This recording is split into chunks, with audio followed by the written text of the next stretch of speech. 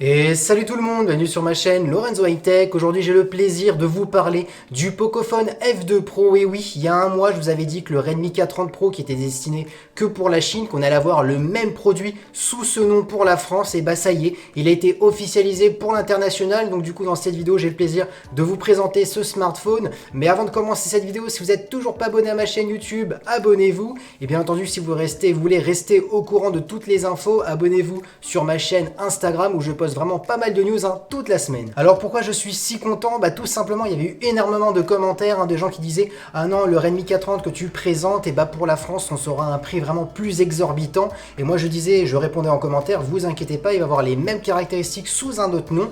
Bien entendu voilà le Pocophone F2 Pro, tout simplement parce que le tout premier Pocophone il date de 2 ans et en fin de compte il avait des superbes caractéristiques et il était sorti à moins de 400 €. Là il y a 100 € d'augmentation cette année bien entendu, mais c'est tout à fait normal, il y a des augmentations un peu dans partout j'ai envie de dire.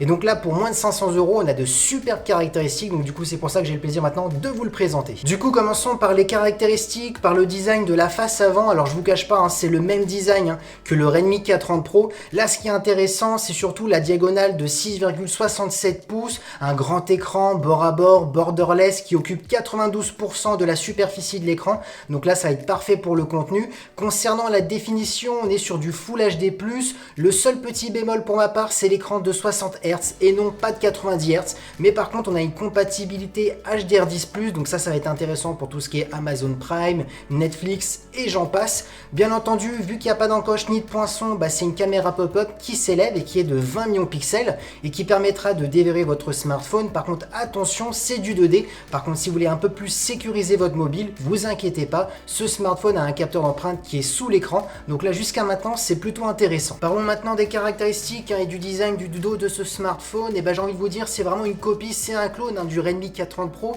On retrouve 4 capteurs dans un cercle et parlons maintenant de ces 4 capteurs. Alors en capteur principal on est sur du 64 millions de pixels et qui est un grand angle. On est sur le capteur IMX 686 qui est connu, qui est très bon.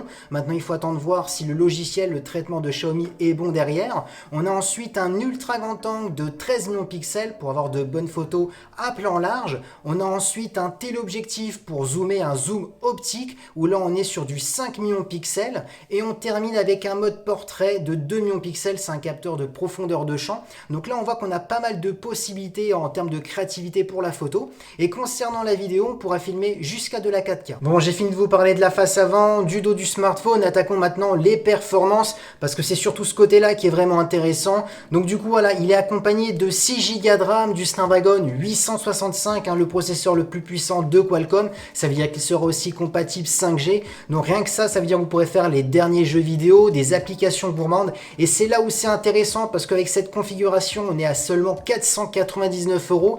Et si vous voulez rajouter 100 € de plus, vous aurez 8 Go de RAM et 256 Go internes. Donc c'est là où c'est intéressant parce que voilà, pour les gens qui trouvaient que le Mi 10 Pro à 1000 € c'était cher, et là, elle est là l'alternative, à bien moins de 1000 €, là vous avez une très bonne configuration. Mais bien entendu Xiaomi fait pas les choses à moitié, ce Pocophone F2 Pro il est aussi intéressant concernant sa batterie. On est sur une batterie de 4700 mAh, ce qui est énorme, avec une recharge ultra rapide de 30 watts, donc là c'est ça qui est vraiment aussi intéressant.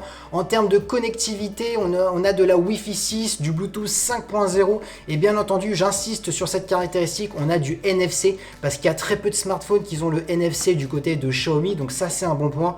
Et bien entendu pour les audiophiles on a une prise jack, mais pas n'importe laquelle parce qu'on a une certification Hi-Res. Donc pour les personnes qui ne savent pas c'est quoi, l'Hi-Res c'est une certification de l'haute définition de l'audio, un peu comme l'haute définition pour l'image. Là c'est une certification pour le son, donc pour les amoureux de la qualité de son, si vous avez un bon casque Hi-Res, il sera bien accompagné pour ce smartphone. Et oui on arrive à la fin de vidéo où je vous donne mon point de vue sur ce smartphone. Et mon point de vue il est plutôt même très positif, parce que pour moins de 500 €, moi ce que je retiens c'est qu'on a quand même le dernier processeur de Qualcomm, le Snapdragon 865. Je vois aussi le design, un écran complètement borderless, on n'a ni encoche ni poinçon, tout simplement parce qu'on a une caméra pop-up qui s'élève lorsqu'on en a besoin, donc j'aime beaucoup cette technique. Ensuite on a un bon écran Super AMOLED, donc ça c'est super, avec une bonne définition.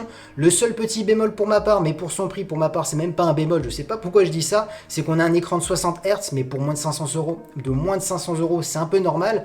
On On a une prise jack high-res, donc ça c'est plutôt intéressant parce qu'il y a très peu de smartphones de Xiaomi. Ils sont malheureusement, Xiaomi sont pas vraiment indulgents en qualité de son, et sur ce smartphone, pour une fois ça change.